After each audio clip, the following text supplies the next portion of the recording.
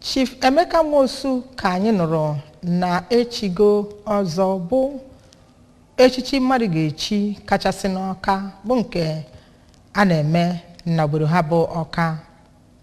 Nya bụ ihe mmemme dọtara ndị dịgasị iche iche bụ ndị wuchiri na ụmụnnoke village Awka n'ebe a na wee chie nya bụ echichi. Ndị eji okwu ha agba izu, ndị otu ọzọ Awka Society nakwa ndị si ebe dịgasị iche iche nọ wee soro ewe merube nya bụ mmemme. Onyinye Agụbeze jere wetara anyị ozi a.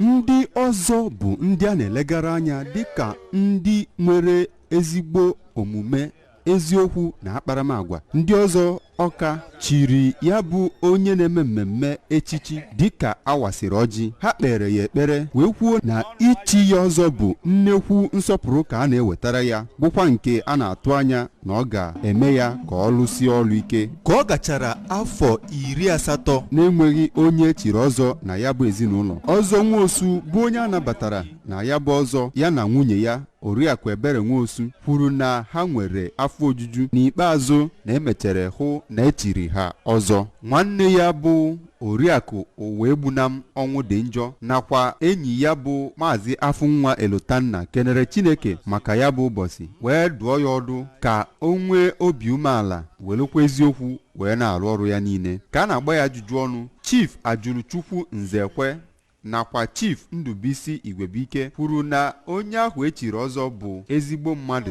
nke nwere nnukwu ọkwa n'obodo, wee rịọzikwa ya ka ọ gaa n'iru na-akwado ezigbo akparamagwa nke eji wee mara ya, iji wee hụ na ndị mmadụ ṅomiri omume ya n'obodo ahụ. Ihe jupụtara na mmemme ahụ bụ echichi ọzọ ya nakwa egwu nke agbara.